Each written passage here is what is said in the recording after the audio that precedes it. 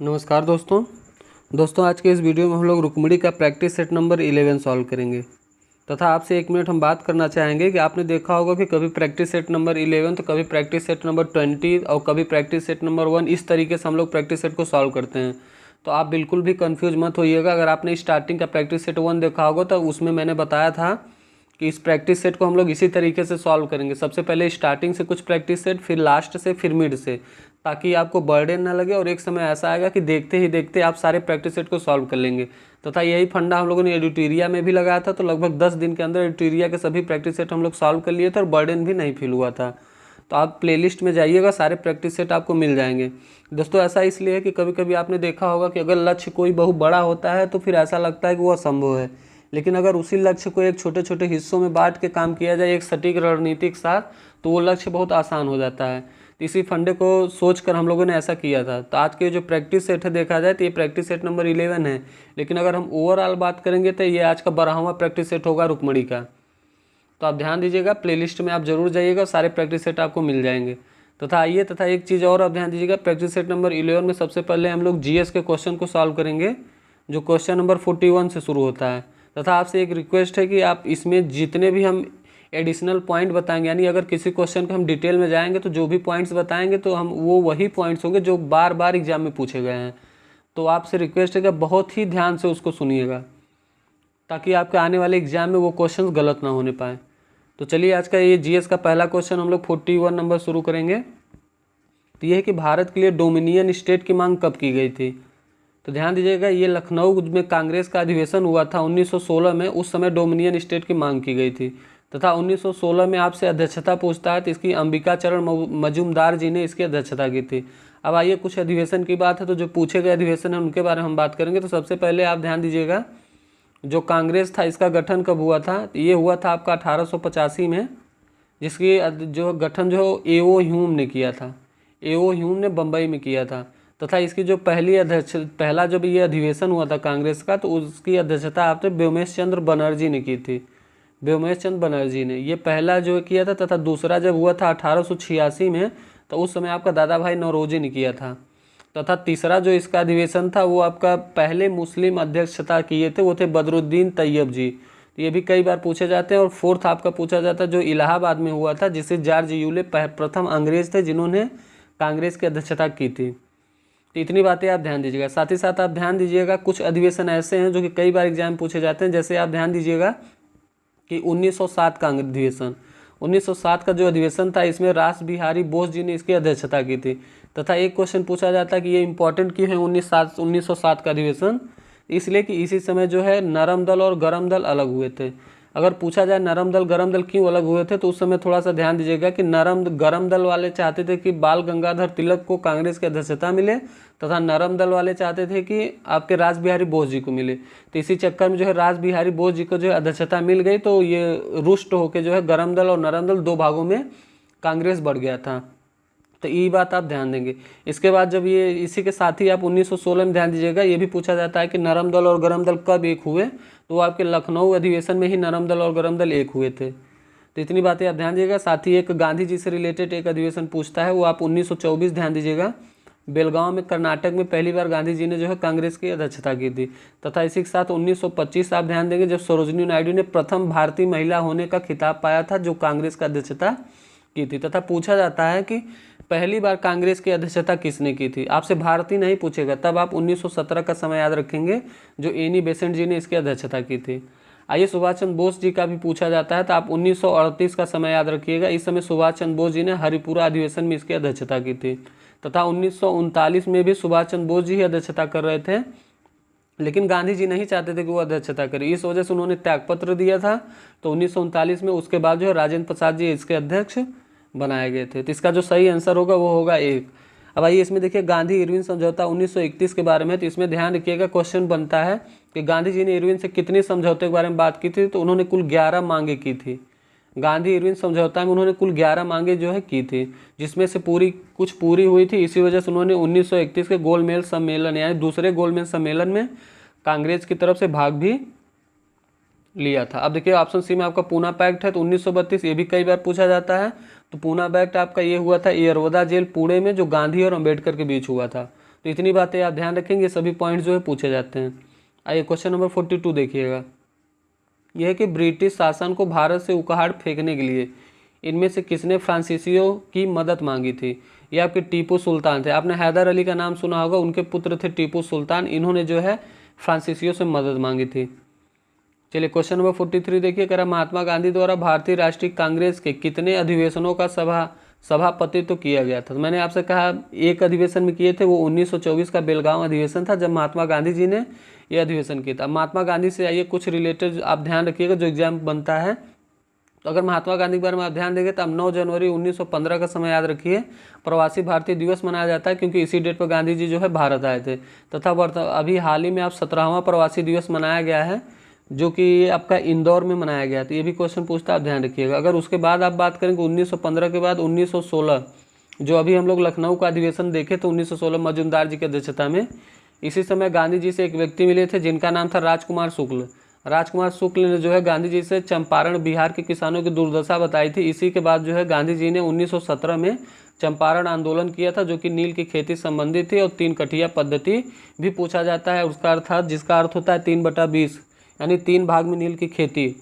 तो ये उनका जो है पहला आंदोलन था गांधी जी का 1917 चंपारण वाला, जो सफल आंदोलन था, ये भी पूछा जाता है। इसके बाद एक क्वेश्चन आपने देखा होगा कि बना था कि गांधी जी से संबंधित जो है आंदोलन को क्रम में लगाने के लिए, तो आप 1917 वाला पहले लगाएंगे। 1918 में उन्होंने 2 किया था। सबसे पहले आप अहमदाबाद याद रखेंगे, दूसरे नंबर पर खेड़ा याद रखेंगे। मैं कई बार इसलिए बताता हूँ दोस्तों कि ये क्वेश्चन अवश्य बनेगा एग्जाम में, आप देखिएगा। अब इसकी अगर बात करें तो आप 1920 ध्यान दीजिएगा, जब गांधी जी ने असहयोग आंदोलन शुरू किया था, जिसे 1922 में चौरी चौरा कांड होने के बाद उन्होंने स्थगित कर दिया था।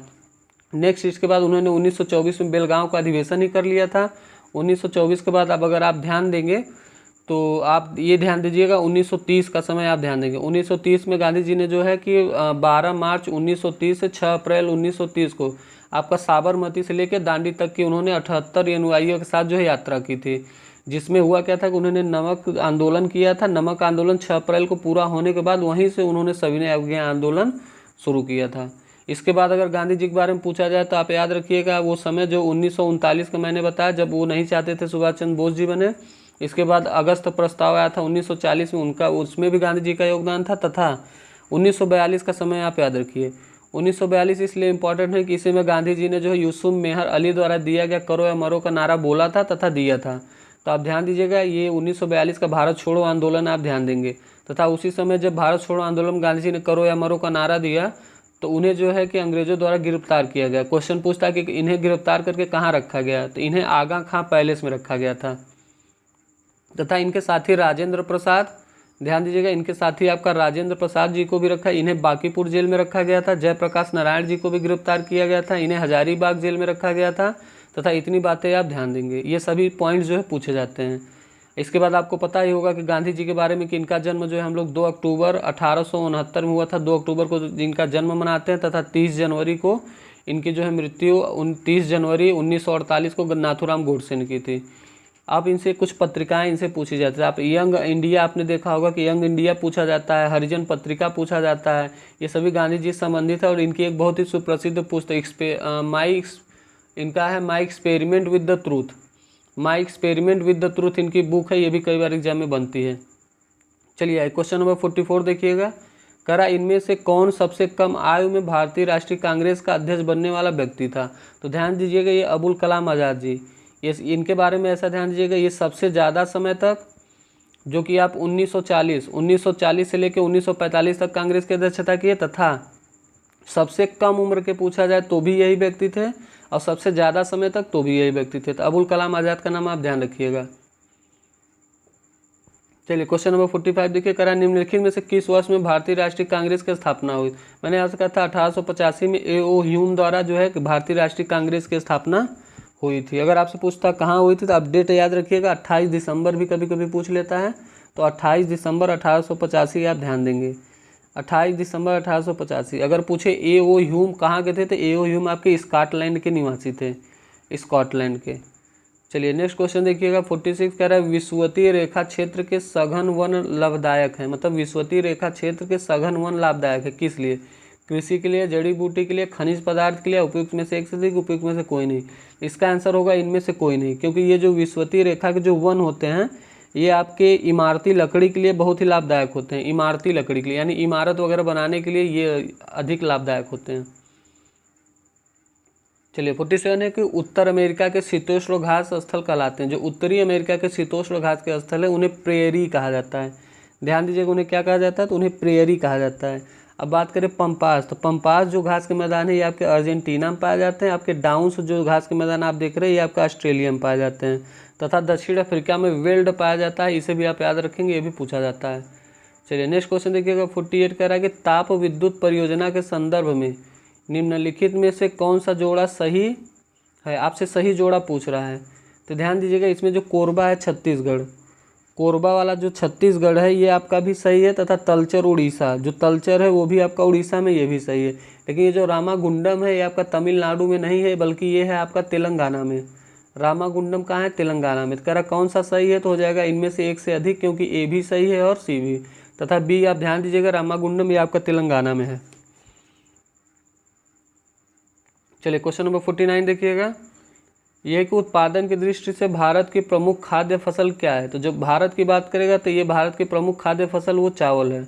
उत्पादन की दृष्टि से आपसे पूछ रहा है, तो उत्पादन में चावल जो है भारत में सबसे प्रमुख खाद्य है, इसका आप ध्यान देंगे। तथा अगर बात के सबसे ज़्यादा कहाँ होती है, तो आपको पता होना चाहिए कि पश्चिम बंगाल में चावल सबसे ज़्यादा उत्पादन होता है। चलिए नेक्स्ट क्वेश्चन देखिएगा, यह है कि सौरमंडल का सबसे चमकीला ग्रह कौन सा है। तो सौरमंडल का जो सबसे चमकीला ग्रह है वो है आपका शुक्र। ध्यान दीजिएगा, इसे भोर का तारा, सबसे चमकीला तथा सबसे गर्म आप कह सकते हैं कि ये इतने सारे ग्रह जो है इसी को कहा जाता है, शुक्र को ही। अच्छा, एक क्रम पूछता है कि ये आप क्रम बताइए ग्रहों का एक क्रम। अगर आप इधर सूर्य को रख दीजिए, अगर आप सूर्य रख दीजिएगा तो एक ट्रिक आप याद रखिएगा, यम वेम्ज सन। अभी देखिए इसको मैं आपको बताता हूँ। वेमसन से आप ध्यान दीजिएगा, सूर्य के सबसे समीप एम फॉर मरकरी यानी बुध हो जाता है। मरकरी बुध के बाद आपका वी फॉर वीनस यानी शुक्र हो जाता है। फिर आपका अर्थ माने पृथ्वी आता है। फिर आपका मार्स माने मंगल आता है। फिर जे फॉर जुपिटर माने आपका क्या आ जाता है, बृहस्पति। एस फॉर सैटर्न माने शनि। यू फॉर यूरेनस माने अरुण। N for Neptune. तो आपसे एक क्रम पूछता है ग्रहों का, तो आप कभी मत भूलिएगा ये इसका क्रम है। सबसे जो कम समय में जो सूर्य का चक्कर लगाता है वो आपका मार्स यानी ये है आपका मरकरी यानी बुध, और सबसे ज़्यादा समय में आपका जुपिटर लगाता है। इतनी बात आप ध्यान देंगे। कभी कभी पूछ लेता है कि क्रम बताइए कि पृथ्वी का क्रम सूर्य से कौन से नंबर पे है, तो ये आपका पृथ्वी से तीसरे नंबर पे है, तो ये भी आप ध्यान देंगे, एम वेमसन। चलिए आगे बढ़ते हैं। 51 नंबर देखिएगा, कह रहा है प्रतिवर्ष दुनिया भर में विश्व खाद्य सुरक्षा दिवस किस तारीख को मनाया जाता है। तो आप ध्यान देंगे, जो विश्व खाद्य सुरक्षा दिवस है वो आपका प्रतिवर्ष 7 जून को मनाया जाता है। 7 जून को आप विश्व खाद्य सुरक्षा दिवस मनाएंगे। तथा इस बार की जो थीम रखी गई है वो रखी गई है खाद्य मानक जीवन बचाते हैं। ध्यान से सुनिएगा, खाद्य मानक जीवन बचाते हैं। चलिए 52 नंबर ये है कि विश्व मौसम विज्ञान संगठन की प्रथम महिला महासचिव बनी। तो ये साला साली ऐसे करके आप ध्यान दीजिएगा, ये सेलेस्टे साउलो, सेलेस्टे साउलो ये जो है विश्व मौसम विज्ञान की जो है प्रथम महिला महासचिव बनी है। अब देखिए कभी कभी पूछ लेता है इसका जो है ये कहाँ पे है, इसका मुख्यालय। मौसम विज्ञान संगठन का जो मुख्यालय है वो आपका जेनेवा में है, ये भी आप ध्यान देंगे। साथ ही जेनेवा में मौसम विज्ञान संस्था आप ILO सुने होंगे, लेबर ऑर्गेनाइजेशन है।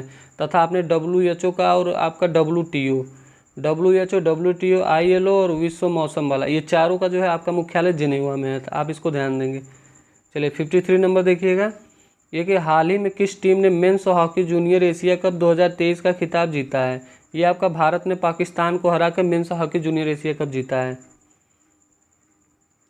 54 नंबर यह है कि कौन सा राज्य भारत का पहला पूर्ण ई शासित राज्य बना है। पूर्ण ई शासित राज्य आपका केरल बना है। भारत का ये पहला राज्य जो पूर्ण ई शासित बना है। तथा आपसे पूछता है कि भारत का पहला डिजिटल साक्षर ग्राम पंचायत, तो आप पुल्लमपारा याद रखेंगे, ये भी केरल में पड़ता है। पुल्लमपारा केरल पहला डिजिटल साक्षर जो है ग्राम पंचायत है। तथा पहला पेपरलेस कोर्ट भी अगर आपसे पूछता है कि पहला पेपरलेस कोर्ट कौन सा है, तो वो भी आपका केरल उच्च न्यायालय है, केरल हाई कोर्ट। यानी पूर्ण ई शासित राज्य केरल, पुल्लमपारा ग्राम पहला डिजिटल साक्षर, तथा पेपरलेस जो कोर्ट है वो भी केरल हाई कोर्ट है। इतनी बातें आप ध्यान दीजिएगा। चलिए 55 में देखिएगा कि किसे वर्ष 2023-24 के लिए भारतीय उद्योग परिसंघ का अध्यक्ष के रूप में नियुक्त किया गया। तो ये आपका R दिनेश जी को बनाया गया है। 56 देखिएगा, यह है कि भारत में नए संसद भवन का डिज़ाइन किस कंपनी ने तैयार किया है। तो ये आपका HCP डिजाइन्स ने जो है इसका संसद का डिज़ाइन तैयार किया है। तथा टाटा प्रोजेक्ट्स के तहत इसे बनाया गया है, तो ये भी आप ध्यान रखिएगा। 57 नंबर है कि पुरुषों की जेवलिन रैंकिंग में दुनिया के नंबर 1 खिलाड़ी कौन बने थे? नीरज चोपड़ा, जो कि ओलंपिक में गोल्ड मेडल तथा दोहा में गोल्ड मेडल पाए थे, तभी इन्हें जो है जेवलिन में नंबर 1 का खिताब मिला था। ये आपका हरियाणा से बिलोंग करते हैं। नेक्स्ट, महिला प्रीमियर लीग 2023 का खिताब किस टीम ने जीता? तो ध्यान दीजिएगा, जैसे IPL होता है उसी तरीके से महिला प्रीमियर लीग भी होता है। तो मुंबई इंडियंस ने जो है दिल्ली कैपिटल को हराकर ये खिताब जीता है तथा इसके कप्तान आपका हरमनप्रीत सिंह है, हरमनप्रीत सिंह। चलिए 59 नंबर देखिएगा, ये कि अजातशत्रु के शासनकाल में प्रथम बौद्ध संगीति का आयोजन किस नगर में किया गया था? इसमें आप ध्यान, जब भी आपसे इसमें स्थान पूछेगा, स्थान के लिए मैंने आपसे कहा था रवि पीके, और जब भी आपसे शासन पूछे कि उस समय शासन किसका चल रहा था, मैंने आपसे कहा था ए के। अर्थात ध्यान दीजिएगा, पहला जो समय था वो आपका, जो स्थान था वो था आपका राजगीर। पहला हुआ था आपका राजगीर में, जो कि किसके समय हुआ था? अजातशत्रु के काल में। दूसरा आपका हुआ था वैशाली में, जो कि आपका कालाशोक के समय में हुआ था। तीसरा फी पार पाटलिपुत्र में हुआ था, ये हुआ था आपका अशोक के काल में। तथा चौथा आपका देखिएगा कुंडलवन कश्मीर में, ये हुआ था आपका कनिष्क के काल में। इतनी बातें आप ध्यान देंगे। स्थान पूछे तो रवि पीके, शासन पूछे तो ए के। आपने ध्यान सुना होगा रवि यानी आपका ऐसे याद रखिए, राजगीर, वैशाली, पाटलिपुत्र, कुंडलवन कश्मीर, शासन अजातशत्रु, कालाशोक, अशोक और कनिष्क। ये आप ध्यान देंगे और आपको सारी चीज़ें जो है याद हो जाएंगी। चलिए 60 नंबर देखिएगा, ये कि खिलजी वंश का प्रथम शासक कौन था? जो खिलजी वंश का प्रथम शासक था वो था आपका जलालुद्दीन खिलजी। अब ध्यान दीजिएगा, इसमें पूछा एक क्रम पूछा जाता है। अब देखिए BPSC का पेपर उन्होंने 5 ऑप्शन में देगा, तो जाहिर सी बात है वो क्रम उरम देके आपको बझाने की कोशिश करेंगे। तो जब भी आपसे वंश पूछ लिया जाए तो आपको याद होगा कि गुलाब खिले तो सुगंध लो, अर्थात सबसे पहले दिल्ली में गुलाम वंश ने शासन किया, फिर खिलजियों ने शासन किया, फिर तुगलकों ने शासन किया, फिर सैयद वंश ने, लास्ट में आपका लोधी वंश ने। इसी के साथ आपसे पूछेगा सबसे ज़्यादा समय तक शासन किसने किया? तो आपका तुगलक वंश ने किया। सबसे कम समय तक शासन आपको किसने किया? तो वो खिलजी वंश ने किया। इतनी बातें आप इसमें ध्यान देंगे। चलिए आइए 61 नंबर यह है कि सिंधु घाटी लिपि की सूचना स्रोत जो है वो ज्ञात होती, कहाँ से होती है? मूर्तियों से, खिलौनों से, मुहूर्ती, ये मुहरों से जो है सिंधु घाटी लिपि की जो है सूचना प्राप्त होती है। नेक्स्ट क्वेश्चन देखिएगा, करा निम्न में से कौन सा युग में सुमेलित नहीं है? तो आप अगर ध्यान देंगे तो करा काकोरी कांड 1925 में ये आपका सुमेलित है। जनरल डायर हत्याकांड तथा सैंडर्स की हत्याकांड, इसी दो में देखिए जनरल डायर की हत्याकांड है ये, और एक थे आपके माइकल ओडायर, एक जनरल ओडायर थे और एक थे आपके माइकल ओडायर। तो इनको आप बड़े ध्यान से देना होगा कि क्वेश्चन पूछता है ऊधम सिंह ने किसकी हत्या की थी, जनरल ओडायर की या फिर माइकल ओडायर की? तो ध्यान दीजिएगा, जो जनरल ओडायर थे इनकी हत्या 1932 में नहीं बल्कि 1927 में हुई थी। ये जनरल ओडायर थे। और एक आपके माइकल ओडायर थे, तो माइकल ओडायर की हत्या ऊधम सिंह ने जो है 1940 में इंग्लैंड में जाके की थी। तो ये ऊधम सिंह माइकल ओडायर की किए थे। तो ये ध्यान दीजिएगा, इसमें सुमेलित जो नहीं है जनरल डायर की हत्याकांड। तथा साथ ही ध्यान दीजिएगा, मैंने आपसे कहा 9 अगस्त 1925 को काकोरी कांड वाला बिल्कुल सही है। तथा जब भी आपसे सैंडर्स की बात करेगा, सैंडर्स की हत्या, तो ध्यान दीजिएगा इस जो सैंडर्स की हत्या थी वो आपकी कौन किए थे आप बताइए? भगत सिंह का नाम आपने सुना होगा। सैंडर्स की हत्या में उनका नाम आया था कि जिसमें कि भगत सिंह, राजगुरु सुखदेव, रोशन सिंह, इन सब ने मिलकर जो है सैंडर्स की हत्याकांड किया था, जिसके तहत उनके जो है फांसी की सज़ा भी हुई थी। आपने एक नाम सुना होगा किसका? आपने जो काकोरी कांड जो हुआ था वो आपको पता होगा, काकोरी नामक स्टेशन पे हुआ था, जिसमें आपका 4 लोग उसमें शामिल थे, जैसे जिसमें राम प्रसाद बिस्मिल, अशफाक उल्ला खान, रोशन लाल तथा राजेंद्र लाहिड़ी, इन्हीं 4 लोगों को जो है फांसी भी हुई थी। ये जो है काकोरी कांड में शामिल थे। चलिए क्वेश्चन नंबर नेक्स्ट देखिएगा 63 नंबर। तो इसका सही आंसर आपको पता होगा कौन सा सुमेलित नहीं है, तो वो है आपका बी नंबर। ध्यान दीजिएगा, इसमें जो बी है जनरल डायर की हत्या, ये आपका 1927 में हुई थी। चलिए क्वेश्चन नंबर 63 देखिए कि राष्ट्रमंडल खेलों का प्रारंभ किस वर्ष हुआ? तो जो राष्ट्रमंडल खेलों का प्रारंभ था वो आपका 1930 में हुआ। कॉमनवेल्थ गेम जिसे कहते हैं, इसका प्रारंभ 1930 में हुआ था। 64 है कि पूना समझौता महात्मा गांधी और किसके बीच हुआ? तो इसमें ये भीमराव अंबेडकर के बीच पूना समझौता जो है यरवदा जेल पुणे में हुआ था। 1932 का वो समय था। नेक्स्ट क्वेश्चन देखिए, किस गवर्नर जनरल ने भारत में सती प्रथा का अंत किया था? देखिए सती प्रथा का जो अंत था वो लॉर्ड विलियम बेंटिंक ने राजा राम मोहन राय के प्रयास से किया था। ये बात आप ध्यान दीजिएगा। बात करें राजा राम मोहन राय की, तो आपको पता होगा संवाद कौमुदी मिरातुल अखबार उनकी पत्रिका है। तथा इसके साथ ही आप ध्यान दीजिएगा कि 1825 में उन्होंने वेदांत कॉलेज की स्थापना की, तथा 1828 में उन्होंने ब्रह्म समाज की स्थापना की। तथा एक उनसे और पूछा जाता है, तो आप ध्यान दीजिएगा वेदांत कॉलेज, हाँ हिंदू समाज की भी उन्होंने हिंदू कॉलेज की भी स्थापना राजा राममोहन राय ने ही की थी। चलिए 66 देखिएगा कि गुप्त काल के प्रसिद्ध गणितज्ञ और खगोलविद थे, कौन कौन थे? कालिदास, बराहमिहिर, आर्यभट्ट। आपको बताना है गुप्त काल के प्रसिद्ध, इसमें आपसे गणितज्ञ और खगोलविद पूछ रहा है, तो आप इसको बड़े ध्यान से कीजिएगा। तो ध्यान दीजिएगा इसमें से एक से अधिक इसलिए कि आपने आर्यभट्ट और बराहमिहिर, आर्यभट्ट और जो बराहमिहिर थे ये गुप्त काल के प्रसिद्ध गणितज्ञ और खगोलविद थे। आर्यभट्ट से आपका आर्यभट्टियम और सूर्य सिद्धांतिका, इनके दो पूछा जाता है कि आर्यभट्टियम और सूर्य सिद्धांतिका किसने लिखा है? तो आर्यभट्ट ने लिखा है। तथा बराहमिहिर का भी पूछा जाता है। बराहमिहिर का एक बहुत प्रसिद्ध है कि पंच सिद्धांतिका जो है वो बराहमिहिर का था, ये भी पूछा जाता है। बात करें कालिदास के, इनके बहुत सारी रचनाएं आपको पता होगा, इतनी बात आप ध्यान दीजिएगा। तथा विष्णु शर्मा द्वारा एक रचित है पंचतंत्र, विष्णु शर्मा द्वारा रचित पंचतंत्र भी कई बार पूछा जाता है, जो कि संस्कृत में रची गई थी। चलिए नेक्स्ट क्वेश्चन देखिएगा, ये कि निम्नलिखित देशांतरों में से कौन सा भारत की प्रमाणिक मध्याह्न रेखा कहलाती है? तो ये आपकी 82.5 डिग्री पूर्वी रेखा जो है ये प्रमाणिक मध्याह्न रेखा कहलाती है। पूछा जाता है कि ये कहाँ से गुजरती है? तो ये आपके इलाहाबाद से नैनी से गुजरती है, इलाहाबाद के नैनी से ये रेखा गुजरती है, आप ध्यान दीजिएगा। चलिए नेक्स्ट क्वेश्चन देखिएगा कि निम्नलिखित नदियों में से किसका उद्गम भारत में है? तो ये जो आप ऑप्शन बी देखिएगा गंगा, इसका उद्गम आपका भारत में होता है, भारत के गंगोत्री ग्लेशियर से इसका जो उद्गम होता है। बात करें सतलज और ब्रह्मपुत्रा को आपको पता होगा, और सतलज। जब बात करें सतलज का उद्गम कहाँ से होता है, तो सतलज और हो चाहे सिंधु, ये इन दोनों का जो है भारत में उद्गम नहीं होता। सतलज का जो उद्गम है वो तिब्बत चीन से होता है, इसका उद्गम तिब्बत चीन से होता है, मानसरोवर के समीप से, ये बात आप ध्यान देंगे। तथा ब्रह्मपुत्र का आपको पता होगा कि चेमायुंगडुंग ग्लेशियर से ये होता है। चलिए क्वेश्चन नंबर नेक्स्ट देखिएगा, 69 नंबर देखिएगा, ये है कि बिहार का निम्नलिखित में से कौन सा नृत्य गुजरात में किए जाने वाले गरबा के समान है? तो बिहार का जो झुमरी, ये तीनों बिहार का है, लेकिन जो झुमरी नृत्य है वो गरबा जैसे नृत्य होता है, यही आपसे पूछ रहा है। नेक्स्ट क्वेश्चन 70 नंबर देखिएगा, कह रहा निम्न में से सबसे बड़ी पर्वत श्रृंखला कौन सी? देखिए ध्यान दीजिए, आपसे एक पूछेगा आपसे बड़ी और एक आपसे पूछेगा लंबी।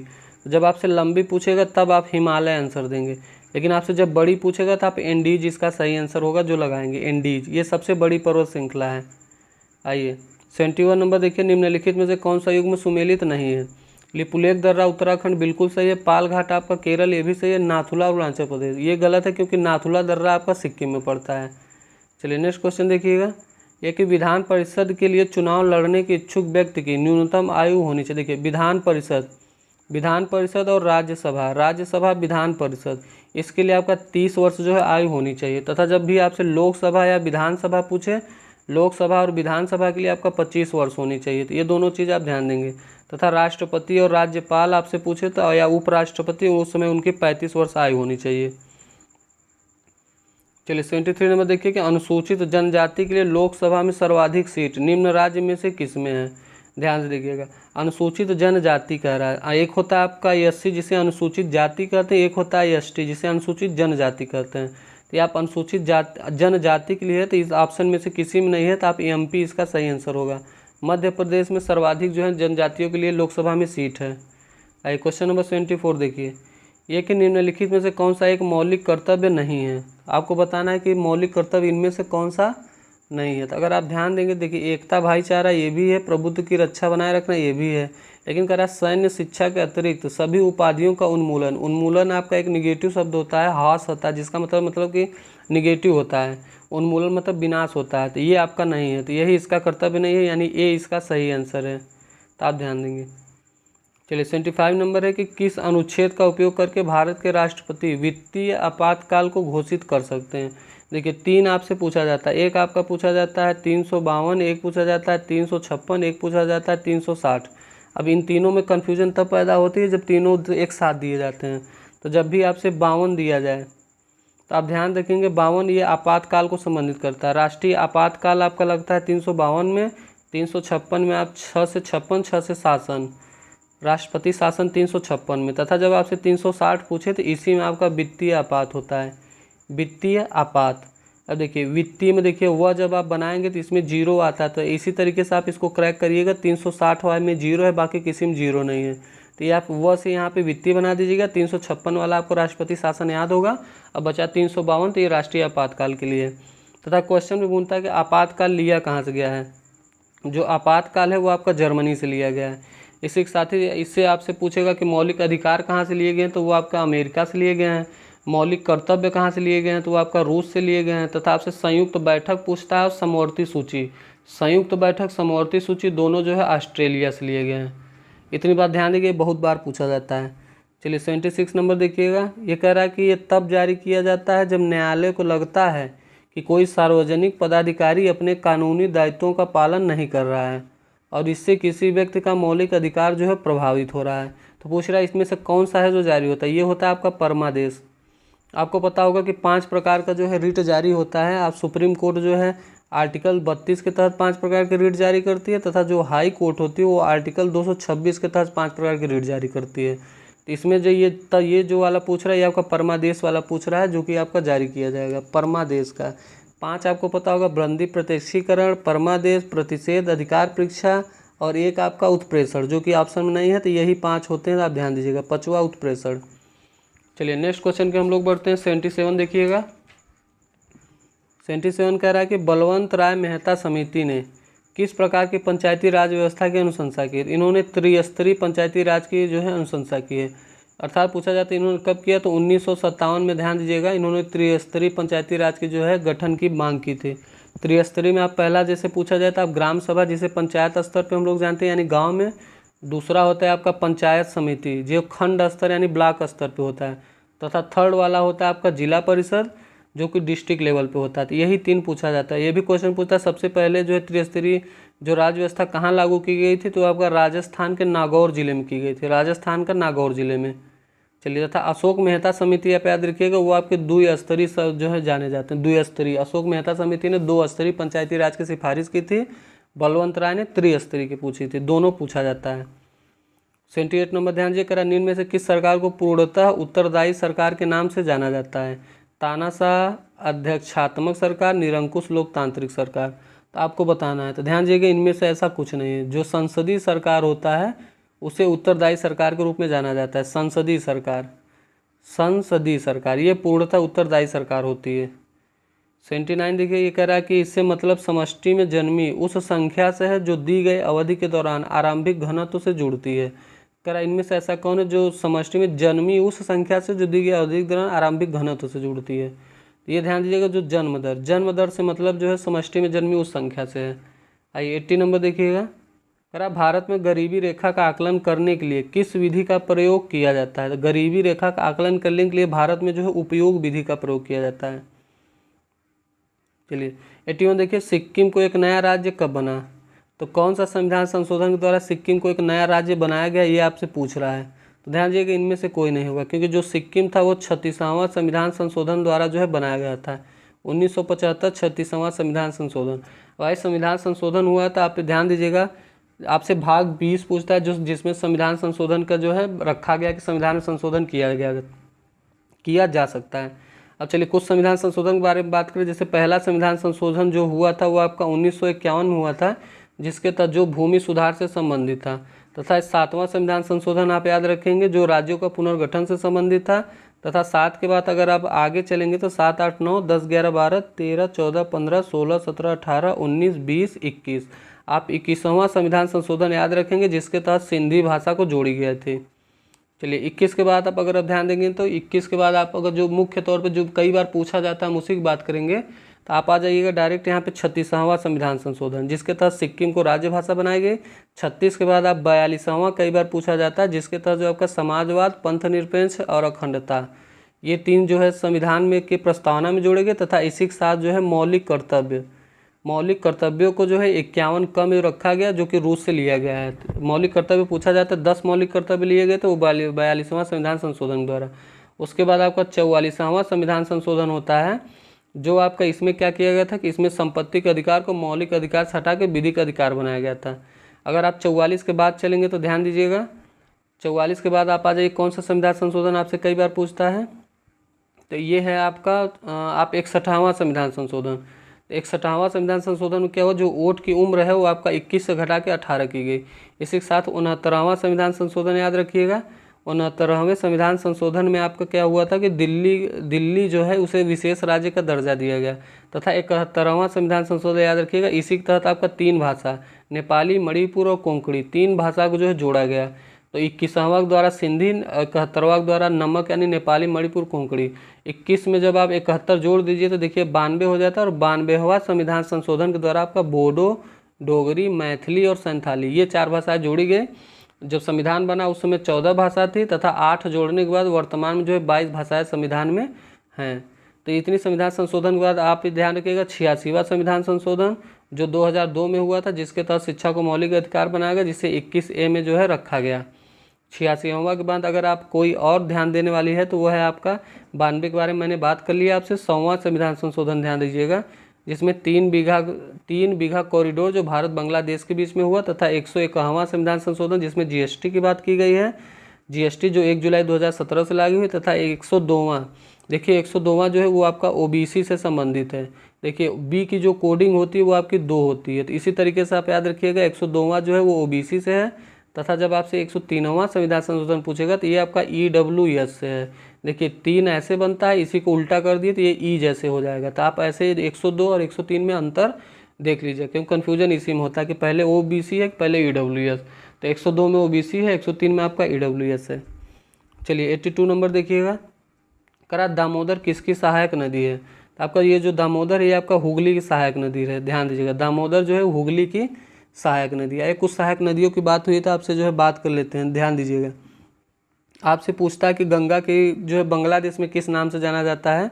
तो गंगा को बांग्लादेश में पद्मा नाम से जाना जाता है। ये भारत की सबसे लंबी नदी है जो 2525 किलोमीटर है। गंगा के अगर आपसे सहायक पूछे तो यमुना, गंडक, घाघरा, कोसी आदि सभी गंगा की सहायक नदी है। ब्रह्मपुत्रा की सहायक नदी अगर आपसे पूछ ले, ब्रह्मपुत्रा की जो सहायक नदी है उसमें आप लोहित, दिहांग, तीस्ता और धनसारी इतना ध्यान देंगे। तथा तिब्बत में सांगपो भी कहा जाता है ब्रह्मपुत्रा को। चलिए क्वेश्चन नंबर 83 देखिए, निम्नलिखित में से किस एक का मुख्यालय सही दिया गया है। देखिए यूएनओ का मुख्यालय लंदन बिल्कुल गलत है, न्यूयॉर्क में है। WTO का मुख्यालय जिनेवा बिल्कुल सही है। तथा ILO का मुख्यालय न्यूयॉर्क, इसका भी जिनेवा में है। तो आप ध्यान दीजिए, मैंने आपसे कहा था WTO, WHO, ILO और एक मौसम विज्ञान वाला जो ये 4 जो है आपका जिनेवा में है, इसका मुख्यालय जिनेवा में है। चलिए नेक्स्ट क्वेश्चन देखिएगा 84 नंबर, करा गौतम बुद्ध के समय का प्रसिद्ध वैद्य जीवक किसके दरबार से संबंधित था। ये आपका बिंबिसार के दरबार से संबंधित था। आप ध्यान देंगे बिहार में सबसे पहले जो है आपका हर्यक वंश आता है। हर्यक वंश में आपके 3 शासक होते हैं। इसकी जो हर्यक वंश की स्थापना बिंबिसार ने की वो आता है, तथा बिंबिसार की हत्या करके इसका पुत्र उसके बाद अजातशत्रु शासन करता है। फिर अजातशत्रु की हत्या करके आपका उदयन जो है वहाँ पे शासन करता है, ये भी इसका पुत्र था। तो आपसे अजातशत्रु यही है, जब पूछा जाता है कि पहली बौद्ध संगीति किसके शासन काल में हुई, तो आपका अजातशत्रु के काल में ही हुई थी। और हर्यक वंश के बाद आप ध्यान देंगे देखिए जस्ट बाद आपका शिशुनाग वंश आ जाता है। शिशुनाग वंश का जो क्रूर शासक था वो आपका कालाशोक, आपने सुना होगा कालाशोक। तो कालाशोक के समय आपकी दूसरी बौद्ध संगीति हुई थी। तथा कालाशोक के बाद अगर आप ध्यान देंगे तो तीसरा जो वंश था वो आपका नंद वंश था। नंद वंश की स्थापना आपका महापद्म नंद ने की थी। तथा इसी का अंतिम शासक आपका घनानंद था, जिसकी चंद्रगुप्त मौर्य ने हत्या करने के बाद जो है मौर्य वंश की स्थापना की थी। अब ध्यान दीजिएगा, तो जो बिंबिसार था वो आपका हर्यक वंश से संबंधित था। बिंबिसार आपका हर्यक वंश से संबंधित था और ये मौर्य वंश से पहले आया। अब जब मैंने कहा आपसे मौर्य वंश शुरू हुआ तो चंद्रगुप्त मौर्य ने स्थापना की, इसका पुत्र था आपका बिंदुसार। और बिंदुसार जो है ये चंद्रगुप्त मौर्य का पुत्र था, और बिंदुसार का पुत्र आपका अशोक था। तो इतनी बातें आप ध्यान देंगे, आपसे जो कन्फ्यूजन होगा उसको जो दूर कर लीजिएगा। बिंबिसार और बिंदुसार में यही अंतर है।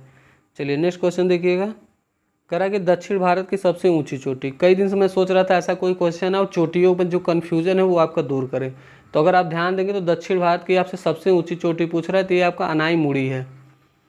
दक्षिण भारत की जो सबसे ऊंची चोटी यानी पहले नंबर पे आप पूछेंगे तो वो आपका अनाईमुड़ी है। जब आपसे दूसरे नंबर पे पूछता है तो पहले नंबर पे आपका अनाईमुड़ी, दूसरे नंबर पे आपका दोदा बेटा होता है। लेकिन अगर आप ध्यान देंगे तो दोदा बेटा नीलगिरी की सबसे ऊँची चोटी है।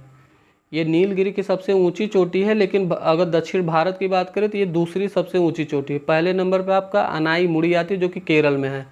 अनाईमुड़ी आपका कहाँ पे है, केरल में है।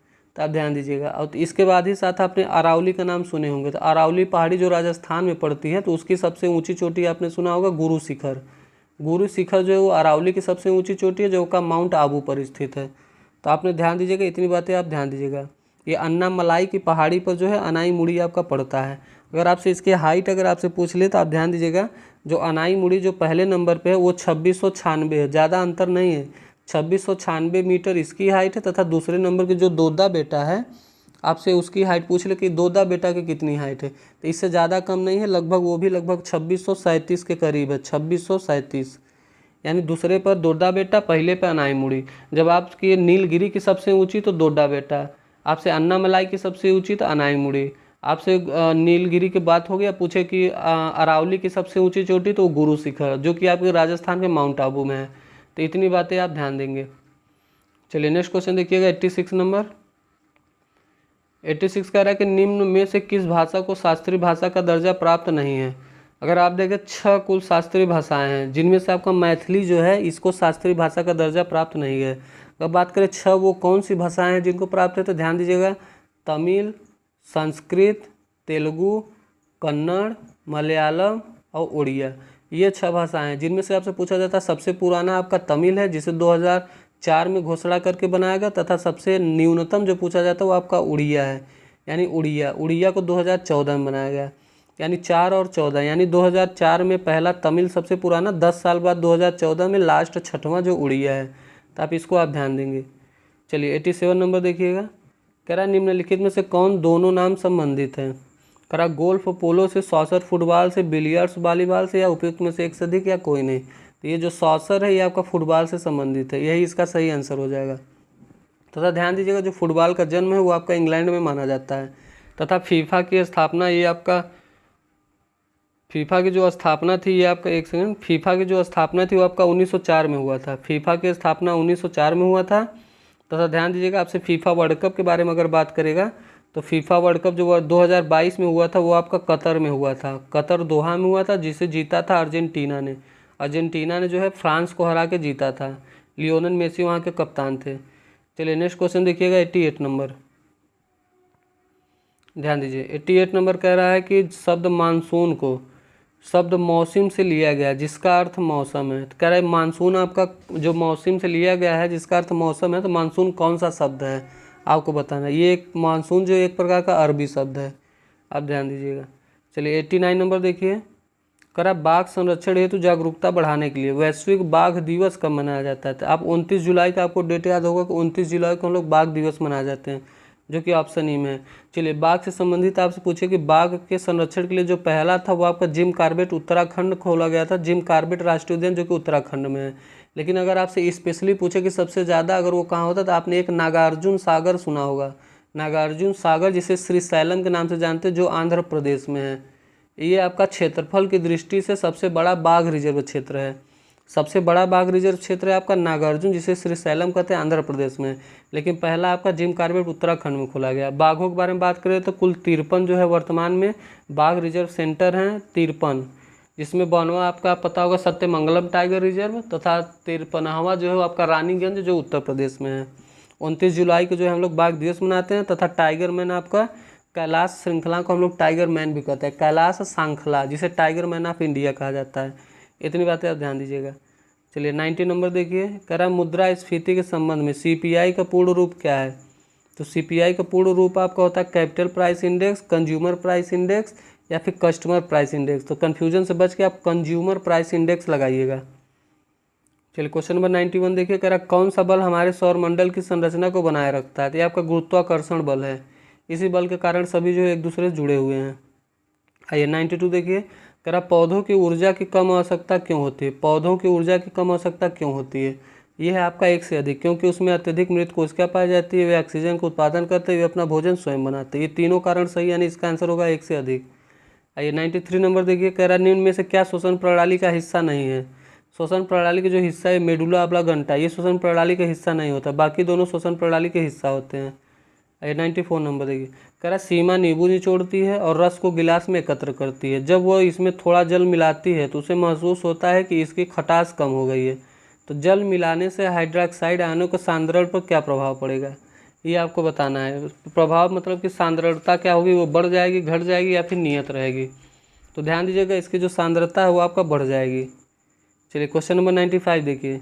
कह रहा निम्नलिखित में से निष्क्रिय गैस समूह कौन सा है? हैलोजन समूह, शून्य समूह या फिर 18वां वर्ग। तो ध्यान दीजिएगा, जब आप बात करें ये समूहों की बात करें तो कुल आपका 18 वर्ग और 7 आवर्त होते हैं।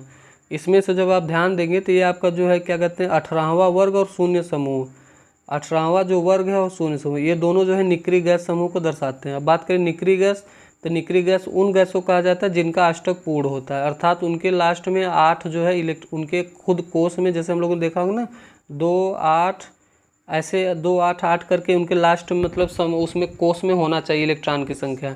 तो निष्क्रिय गैस उन्हें कहा जाता है जिनका जो है लास्ट वाला कोष जो वो भरा होता है। तो आप ध्यान दीजिएगा, जैसे हीलियम हुआ, नियान हुआ, आर्गन, क्रिप्टॉन, जेनान, ये सभी जो है अक्रिय, इन्हीं को ही अक्रिय गैस कहा जाता है, निष्क्रिय गैस या अक्रिय गैस। चलिए क्वेश्चन नंबर 96 देखिए, कह रहा चाकू से निम्नलिखित में से किस धातु को काटा जा सकता है? तो ध्यान दीजिएगा, चाकू से जो है आपका सोडियम हो चाहे पोटेशियम, दोनों को चाकू से काटा जा सकता है। तथा यही जो दोनों हैं जिन्हें कि आपका मिट्टी के तेल में रखा जाता है, क्योंकि ये ऑक्सीजन के साथ जो है हवा से क्रिया करके जलने लगते हैं। सोडियम और पोटेशियम को जो है चाकू से काटा जा सकता है। 97 निम्नलिखित में से कौन सा फूल के केंद्र में मौजूद होता है? बादल, अंडप या पुष्प केसर? ये जो अंडप होता है ये फूल के केंद्र में मौजूद होता है। 98 नंबर देखिएगा, ये कह रहा है कि वायु में संचरित एक प्रकाश किरण एक कांच की पट्टी में प्रवेश करती है, इनमें से कौन सा कथन सही है? कह रहा आपतन कोण अपवर्तन कोण से अधिक होता है, बिल्कुल सही है। आपतन कोण निर्गत कोण के बराबर होता है, ये भी सही है। तथा निर्गत किरण आपतित किरण के समानांतर होती है। तो ध्यान दीजिएगा, जो इसका सही आंसर हो आपका 1 से अधिक, यानी उपयुक्त में से 1 से अधिक, ये सभी लगभग सही हैं। चलिए 99 नंबर देखिए, कह रहा निम्न में से क्या ऊर्जा के रूपांतरण के संबंध में गलत है? तो ऊर्जा के रूपांतरण में आपका बी नंबर देखिए, विद्युत हीटर के प्रयोग से विद्युत ऊर्जा यांत्रिक ऊर्जा में परिवर्तित होती है, ये बिल्कुल गलत है। बाकी जो ऑप्शन है दोनों ये बिल्कुल सही है कि विद्युत बैटरी के प्रयोग से रासायनिक ऊर्जा विद्युत ऊर्जा में परिवर्तित होती है तथा बल्ब के प्रयोग से विद्युत ऊर्जा प्रकाश ऊर्जा में, ये दोनों सही है, बी वाला ऑप्शन गलत है। आइए 100 नंबर देखिए, कह रहा निम्नलिखित में से कौन सा विभिन्न रूपों में मौजूद हो सकता है? पोटेशियम कार्बन जो है विभिन्न रूपों में आपको मिलता है, जैसे ग्रेफाइट हुआ, कार्बन हुआ, ये आपका विभिन्न फुलेरिन हुआ, हीरा हुआ, तो कार्बन जो है कई रूपों में मिलता है। चलिए नेक्स्ट देखिए, अंडे को अंडाशय से गर्भाशय तक किसके द्वारा ले जाया जाता है? तो जो अंडा को अंडाशय से गर्भाशय तक ले जाया जाता है वो आपका इसमें बीज वाहिका का मुख्य कार्य होता है, ये बीज वाहिका द्वारा होता है। नेक्स्ट देखिए, सूर्य में सौर ऊर्जा के उत्पादन के समय निम्न में से कौन सी अभिक्रिया जो है संपन्न होती है? तो सूर्य द्वारा जब ये प्रक्रिया होती है उसे नाभिकीय संलयन कहा जाता है, जो किसी भी ऑप्शन में नहीं है। नाभिकीय संलयन द्वारा जो है सौर ऊर्जा का उत्पादन होता है। चलिए 103 देखिएगा, यह कि रक्षक कोशिकाओं में होने वाले कौन से परिवर्तन रंध्रों के खुलने का कारण होते हैं? ये जो परिवर्तन है आपका ऑप्शन नंबर ए देखिए, रक्षक कोशिकाओं में जल का प्रवेश और उनका फूलना, यही इसका सही आंसर है। क्वेश्चन नंबर 104 देखिए, कह रहा है निम्नलिखित में से कौन सा मादा प्रजनन अंग का एक हिस्सा नहीं है? तो ध्यान दीजिएगा, गर्भाशय और अंडाशय ये दोनों मादा के, जबकि शुक्र वाहिका जो है ये आपका मेल में पाया जाता है, यानी ये नर प्रजनन तंत्र का भाग है शुक्र वाहिका। चलिए नेक्स्ट क्वेश्चन देखिए, कह रहा है एक अम्ल और क्षार के बीच अभिक्रिया के परिणाम स्वरूप क्या उत्पन्न होता है? जब अम्ल और क्षार के बीच अभिक्रिया कराएंगे तो इसके परिणाम स्वरूप आपका साल्ट मिलता है। साल्ट जिसे आप क्या कहेंगे, जैसे कि आपसे एक इक्वेशन आप याद रखिएगा, जैसे HCl में जब आप मिला दीजिए H2SO4, जब आप मिलाएंगे तो आपको जो है HCl में आप H2SO4, ये गलत हो गया, ज़रा ध्यान से देखिए, फिर से देखिएगा, ये जो मैं दो जो इक्वेशन होते हैं जिसमें पहला आप ध्यान दीजिएगा कि जब आप HCl में आप क्या मिला दीजिए NaOH, जिसमें से अगर आप ध्यान देंगे NaOH तो HCl आपका हाइड्रोक्लोरिक अम्ल हो गया और NaOH मान लीजिए क्षार हो गया। तो अम्ल और क्षार को जब आप मिला देंगे तो इसके परिणाम स्वरूप आपको NaCl मिलेगा प्लस आपको H2O मिलेगा। जो NaCl होता है इसे ही लवण कहते हैं, अर्थात इसका जो सही आंसर हो जाएगा वो आपका हो जाएगा ऑप्शन नंबर ई, माने इनमें से कोई नहीं, क्षार ऑक्सीजन अम्ल के बजाय लवण मिलेगा। चलिए 106 देखिएगा जी, ये कह रहा है कि मानव रक्त में कोशिकीय अंश का कितना प्रतिशत प्लाज्मा होता है? अगर बात करें कि कोशिकीय अंश का प्लाज्मा कितना, तो लगभग प्लाज्मा जो है 54% होता है, जो किसी भी ऑप्शन में नहीं है, इसका आंसर ये हो जाएगा। अब प्लाज्मा में अगर आप बात करें 54% में से 90% प्लाज्मा में लगभग जल होता है, बाकी आपका अन्य प्रोटीन हुआ और भी जो चीज़ें पाई जाती हैं। एक क्वेश्चन आपसे पूछता है कि प्लाज्मा में से फाइब्रिनोजन को अलग, फाइब्रिनोजन एक प्रोटीन होता है, प्लाज्मा से अगर फाइब्रिनोजन प्रोटीन को अगर अलग कर दें तो वो क्या बनेगा, तो वो आपका सीरम बन जाता है। फाइब्रिनोजन प्रोटीन प्लाज्मा से अलग करने पर वो सीरम बन जाता है। देखिए किण्वन पूछ रहा है, किण्वन निम्न में से किसका प्रकार है, स्वाभाविक श्वसन का या फिर अवायवीय श्वसन या उष्मा उन्मोची अभिक्रिया का। जो किण्वन होता है वो आपका अवायवीय श्वसन होता है, अवायवीय माने बिना वायु का श्वसन जो है ये आपका किण्वन होता है। नेक्स्ट है कि अशुद्धियों के कारण द्रव के क्वथनांक पर क्या प्रभाव पड़ता है। अगर देखिए सबसे पहले तो द्रव होता है, द्रव का क्वथनांक आपको पूछता होगा, द्रव का क्वथनांक आपका 100 डिग्री सेल्सियस होता है, यानी ये क्वथनांक मतलब उबलना, तो वो 100 डिग्री सेल्सियस शुरू होता है। लेकिन अगर उसमें आप अशुद्धि डाल देंगे तो उसका जो क्वथनांक का स्तर है वो आपका बढ़ जाएगा, वो क्वथनांक होने में ज़्यादा समय लेगा, तो ये बात आप ध्यान दीजिएगा। अगर आपसे प्रेशर कुकर का क्वथनांक पूछेगा वो बढ़ के आपका 120 डिग्री सेल्सियस हो जाता है, ये बात का आप ध्यान देंगे। तो जल का क्वथनांक अगर हम बात करें सभी चीज़ों में जल का क्वथनांक बताइए, तो ध्यान दीजिएगा। अगर डिग्री सेल्सियस में जल का क्वथनांक हम देखेंगे तो वो आपका 100 डिग्री, आपको पता होगा कि 100 डिग्री सेल्सियस पर क्वथनांक होने लगता है। अगर इसी को हम केल्विन में देखेंगे तो आपका 373 केल्विन पर क्वथनांक शुरू होगा, तथा अगर आप फ़ारेनहाइट में देखिएगा तो आपका 212 डिग्री जब फ़ारेनहाइट होगा तब जाके वो जल का क्वथनांक होने लगेगा। आइए नेक्स्ट क्वेश्चन देखिए 109 कह रहा है निम्नांकित में से कौन एक प्राकृतिक बहुलक नहीं है, तो रेयान, चमड़ा या फिर नायलान। तो आप ध्यान से देखिएगा, कह रहा है एक से, यानी नायलान कहे चाहे रेयान, दोनों एक प्राकृतिक बहुलक नहीं है। नायलान या फिर रेयान ये दोनों कृत्रिम रेशा में आते हैं, कृत्रिम रेशा, यानी इसका आंसर होगा एक से अधिक। चलिए नेक्स्ट क्वेश्चन देखिएगा, आहार नाल में स्टार्च के पाचन में जो अंतिम उत्पाद होता है वो क्या होता है। जब आहार नाल में स्टार्च का पाचन होगा तो जो अंतिम उत्पाद होता है वो आपका ग्लूकोज होता है। ग्लूकोज आपका मोनोसेक्राइड होता है, ये आपको पता है। चलो 111 देखिए, कह रहा है दूध को मथने से क्रीम अलग हो जाने का क्या कारण है, तो ये कार्य जो अपकेंद्री बल के कारण होता है। चला नेक्स्ट है कि सूर्य के प्रकाश का कितना भाग इंफ्रारेड रेंज होता है, तो लगभग 1/3 भाग सूर्य का जो है वो आपका इंफ्रारेड रेंज होता है। नेक्स्ट क्वेश्चन, एक अवतल दर्पण किसी वस्तु का जो है वास्तविक उल्टा और छोटा प्रतिबिंब निर्मित करता है, तो वस्तु कहाँ स्थित होगा। आपको पता होगा कि आपको जब अवतल दर्पण बना के यहाँ से निकालते हैं, जब भी अनंत से किरण आती है आपने देखा होगा, तो अनंत से आने वाली किरणों का जो प्रतिबिंब है वो आपका फोकस पे बनता है। अगर यहाँ पे आपका सी बना दीजिए तो सी से जो जाता है तो वो आपका कहाँ बनता है, आपका फोकस और ध्रुव के बीच में बनता है। आपने इसका ध्यान दिया होगा। तो ये कह रहा है, आप देखिएगा, एक अवतल दर्पण किसी वस्तु को वास्तविक उल्टा छोटा प्रतिबिंब निर्मित करता है, तो वस्तु कहाँ स्थित रहेगी। तो ध्यान दीजिएगा, अगर ऐसा क्वेश्चन आपसे पूछे तो वस्तु आपका कहाँ होगा आप बताइए। इसमें कई क्रियाएं होती हैं, तो जब आप इसमें देखेंगे वक्र अगर वक्रता केंद्र से दूर रहेगा, परे माने दूर, जब आप वस्तु को वक्रता केंद्र से दूर रखेंगे तो उसका जो प्रतिबिंब है वो आपका वास्तविक उल्टा और छोटा बनेगा। अर्थात आप ध्यान से देखिएगा, जैसे मान लीजिए ये आपने बना दिया, ये आपने खींच दिया, तो अगर आप यहाँ से इसको प्रकाश को ले जाइए, यहाँ एफ बना दीजिए, यहाँ सी, तो ये आपका जब यहाँ से परिवर्तित होगा तो ये आपका यहाँ बीच से गुजरेगा, तथा जब आप और अगर एक किरण आप यहाँ से गुजारेंगे तो ये भी आप यहाँ से जाएगी, यानी ये बीच में आपका यहाँ पे इसका बनेगा फोकस, प्रतिबिंब आपका यहीं बनेगा। अवतल दर्पण आपने देखा होगा कि हमेशा वास्तविक उल्टा और छोटा प्रतिबिंब बनता है, इसका आंसर हो जाएगा सी। चलिए 114 देखिए, कर फ़ारेनहाइट तापमापी 14 डिग्री फ़ारेनहाइट ताप दर्शाता है, तो सेल्सियस पैमाने में यह ताप कितना होगा। तो आप एक इक्वेशन याद रखिएगा, आपको हो सकता है याद भी हो, तो C/5 = F-32/9। इस इक्वेशन में अगर आपको सेल्सियस पूछा है, फ़ारेनहाइट देके तो भी निकाल सकते हैं, अगर आपको फ़ारेनहाइट दिया है सेल्सियस पूछा है तो भी निकाल सकते हैं। तो आप इसको याद रखिएगा, C/5 = F-32/9, C/5 = F-32/9। जब आप इसको सॉल्व कर लीजिएगा तो इसका जो सही आंसर आएगा आपसे, ये देखिए 10 डिग्री सेल्सियस है लेकिन माइनस में आएगा, बाकी आप सॉल्व कर लीजिएगा।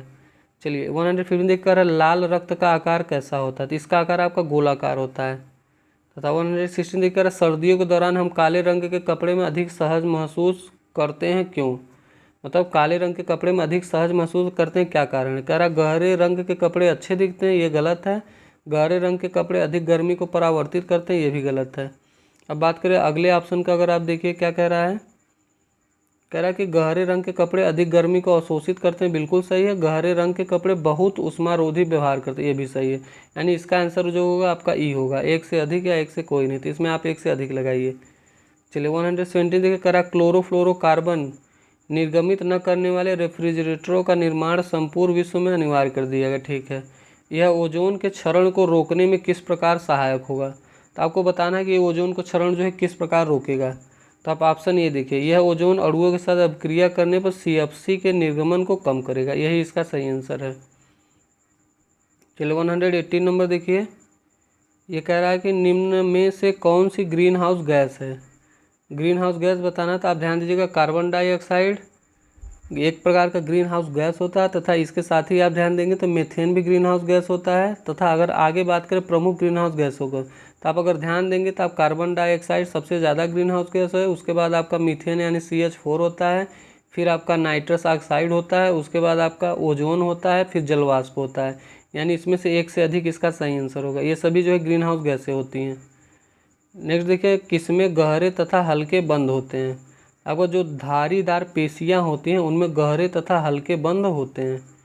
नेक्स्ट लास्ट क्वेश्चन देखिए, करा घंटियां धातु की बनी होती हैं क्योंकि वे प्रकृति में होती हैं। कैसी होती हैं?